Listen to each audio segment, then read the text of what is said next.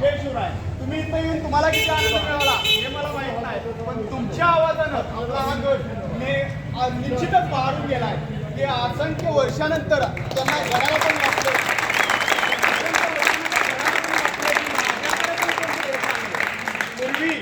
पूर्वी ते मावळे यायचे, राजे यायचे, वसतिगृह होतं, पण कालांतरानं आता काळ बदलत गेला, राज्य बदलत गेले, पूर्ण काळ बदलत गेला. आता माणसं इथं फक्त कमी कारणासाठी येतात, त्यामुळे गड पण एकत्र झालाय. त्यामुळं तुम्ही आला. नमस्कार, माझं नाव अब्दुल संभाजी शिरोळे. मी एक शिवभक्त आहे. तुमचं प्रथमतः करवीरमध्ये महालक्ष्मीच्या अंबाबाईच्या चरणीने जे पावन झालेल्या भूमी म्हणजे करवीर नगरीमध्ये तुमचं प्रथमतः स्वागत आहे. श्री दक्खनचा राजा ज्योतिबा याच्या पदरपर्शानंतर या प्रदेशाला मिळालेलं नामांकन म्हणजे दख्खन. या दख्खनच्या पठारामध्ये पण आपलं स्वागत आहे. आणि आता आपण आहात त्या पन्हाळगडावरती. छत्रपती श्री शिवाजी महाराजांनी या गडावरती वास्तव्य करून या गडाला एक अशी उत्कृष्ट अशी ओळख निर्माण करून दिली व हा गड पूर्णपणे पावन केला. अशा या छत्रपती शिवरायांच्याकडून मी तुमचं या गडावरती सहर्ष स्वागत करतो. आता आपण आलेलो आहे किल्ले पन्हाळा. या पन्हाळा किल्ल्यावरती जर तुम्हाला सांगायचं गेलं तर हा किल्ला प्रथम या किल्ल्याची पूर्व नावं आपण पाहूया. प्रत्येक किल्ल्याला आपल्याला जसं टोपण नाव असतं तसं पण या किल्ल्याला आधी दंतकथा आपल्या एक वेगळ्या सांगतात. या किल्ल्याला आधी पन्हाळगड सोडून अजून एक 2-3 नावं आहेत. पहिला या गडाला गिरिदुर्ग असं पण म्हटलं जायचं. त्यानंतर इथं परशुराम ऋषींनी इथं घोर तपश्चर्या केली. या परशुराम ऋषींनी तपश्चर्या केल्यानंतर त्यांना इंद्रदेवांना एक नागांना पाठवून दिलं की यांची तपस्या मोडावी. पण परशुराम ऋषींना त्यांच्यावरती काही फरक झाला नाही.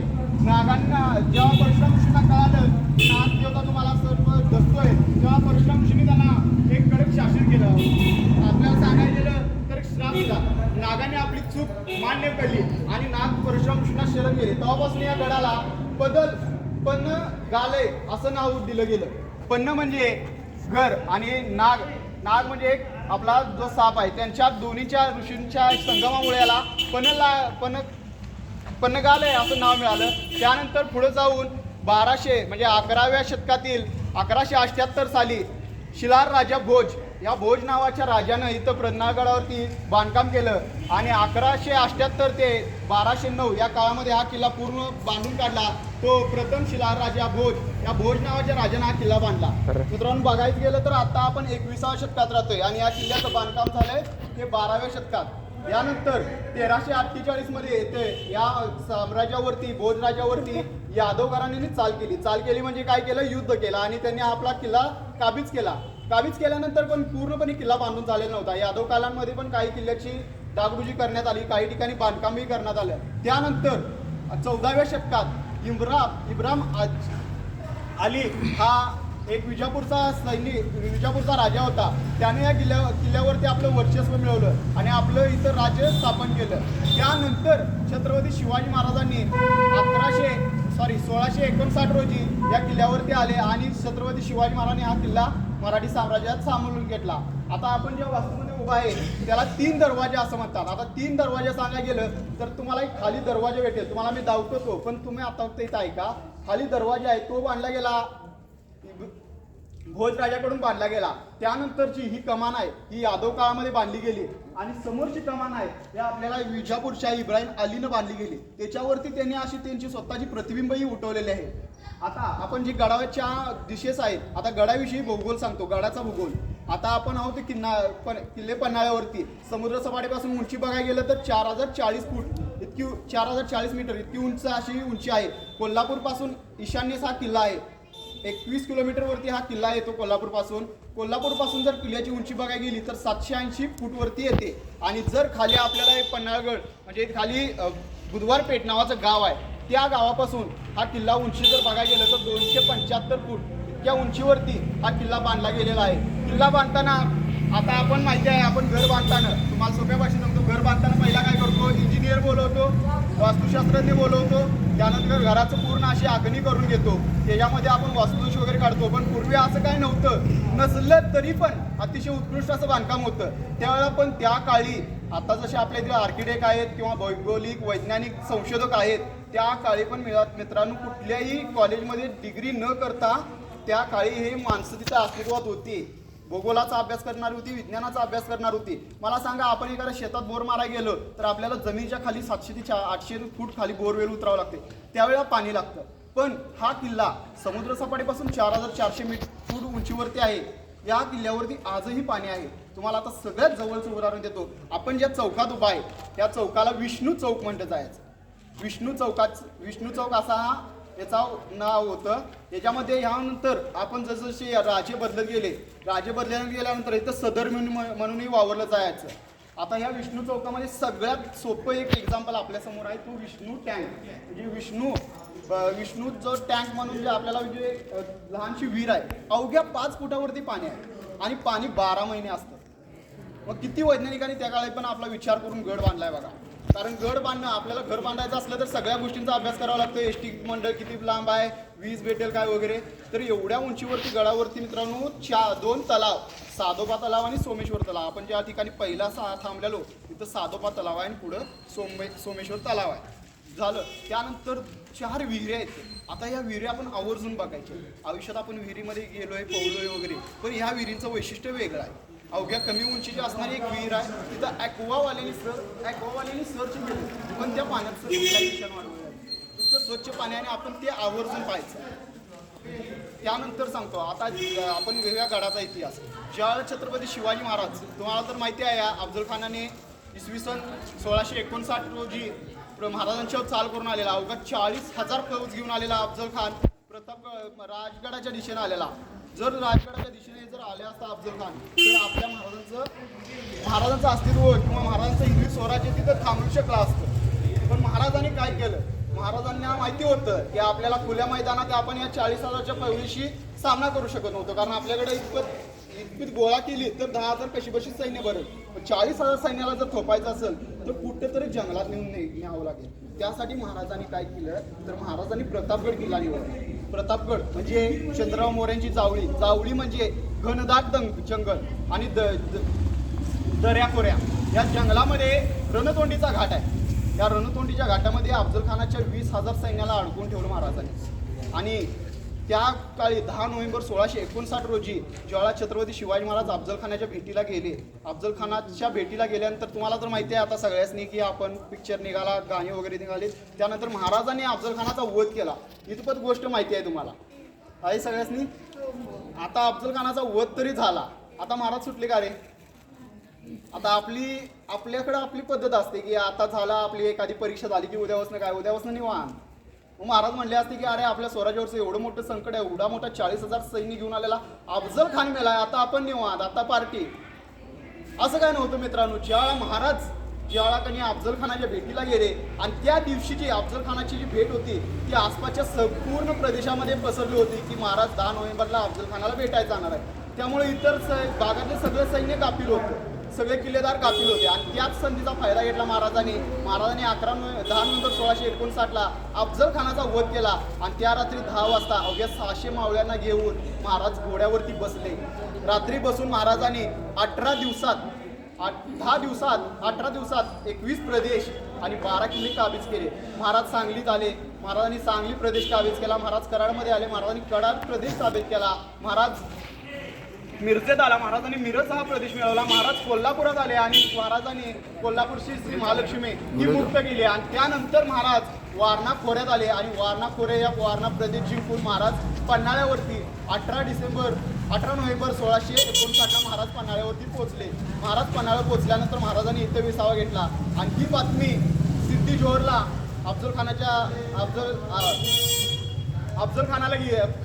विजापूरला गेली आणि तिथून सिद्धी जोहर हा महाराजांच्यावरती चाल करून येण्यासाठी पाठवला.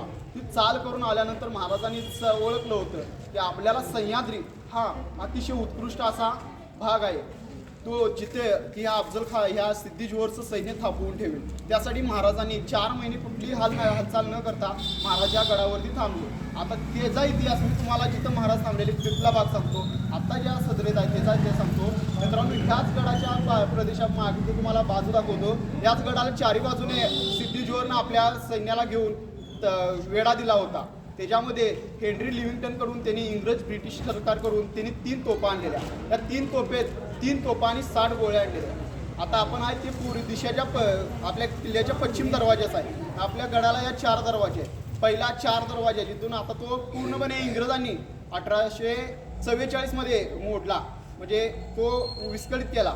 आणि आता आपल्याला तिथून येताना प्रवास केला, जिथं आपण टोल नाक्यावरती थांबलेलो त्याला 4 दरवाजा. आता दुसरा आहे तो पश्चिम दरवाजा म्हणजे 3 दरवाजा, तिसरा वाघ दरवाजा आणि चौथा दिंडी दरवाजा. असं गडाला पूर्ण 4 दरवाजे आहेत. गडाचा व्यास बघितला असता तर 34 मैल इतका प्रचंड मोठा व्यास आहे.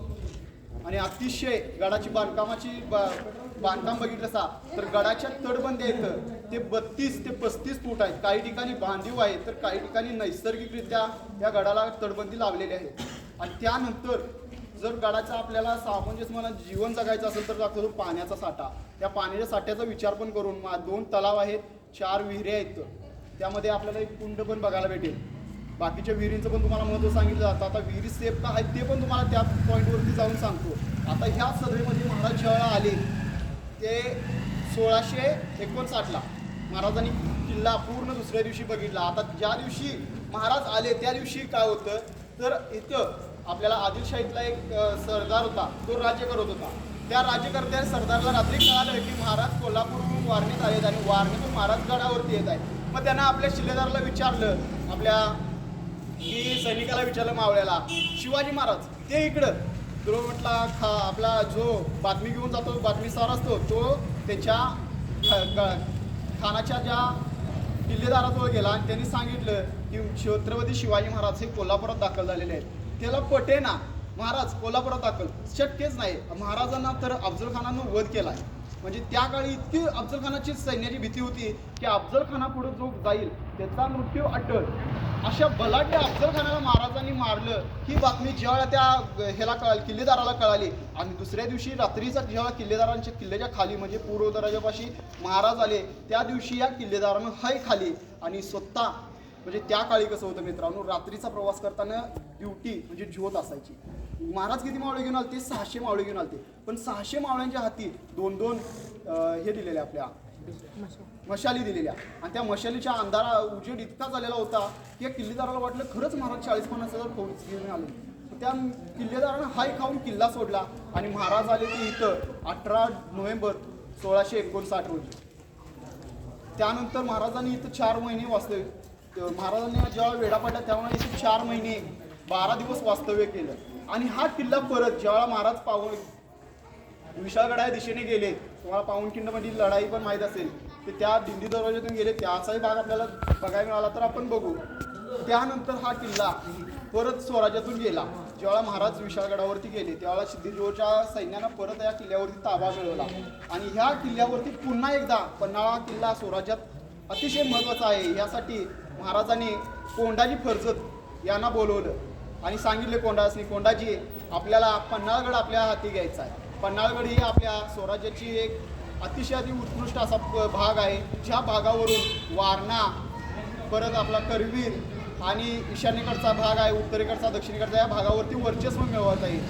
वर्चस्व मिळवण्यासाठी हा किल्ला अत्यंत महत्त्वाचा होता. त्यासाठी कोंडाजींना लावून ते बोलवलं आणि कोंडाजी अवघ्या 60 मावळ्यांना घेऊन गडाच्या मागच्या बाजूने दोर टाकून आले.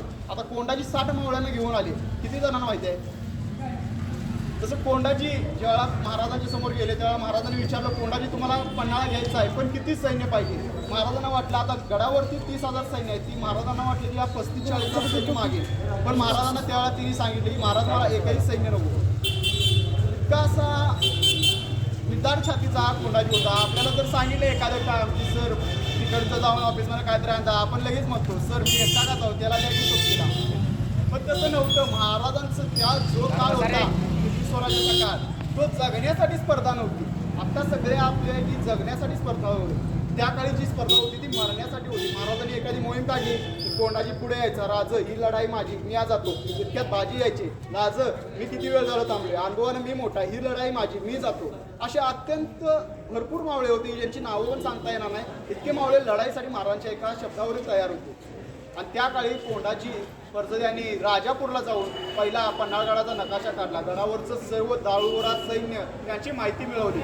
आणि कोंडाजी फर्जत 2-3 मार्च 1673ला गडाच्या मागच्या दरवाज्यातून आत आले. त्यावेळेला गडाचा किल्लेदार होता तो गडाचा किल्लेदार होता तो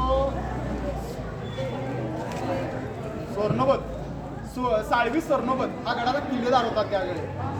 कोंडाजी महाराजांच्या कुठल्याही लढाई असू द्या त्या रात्रीच्या वेळी चालायच्या, दिवसा हालचाल नाही.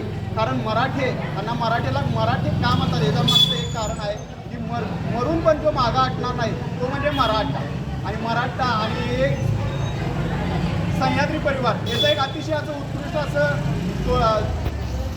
बॉन्डिंग आहे, म्हणजे नातं आहे. एवढं भारी नातं आहे की या सह्याद्रीची फक्त सफर 3च लोक करू शकतात. पहिले म्हणजे वाघ, दुसरा म्हणजे मराठा आणि पहिले वाघ, दुसरा वारा आणि तिसरं म्हणजे मराठा. इतका हा भूभाग त्यांना परिचयाचा होता या काळी. त्यामुळे रात्री महाराजांनी कोंडाजींनी रात्री या गडावरती प्रस्थान केलं आणि किल्लेदार होता तो आपल्या पूर्व सज्जाकोटीमध्ये. त्या किल्लेदाराच्या छावणीत महाराज जेव्हा पोहोचले कोंडाजी परत, तेव्हा कोंडाजींच्या नरड्यावरती गर्दनवरती तलवार ठेवली आणि कोंडाजीला त्यांनी किल्लेदाराला सांगितलं समोरच ना की मागं हलूच नकोस, तिकडे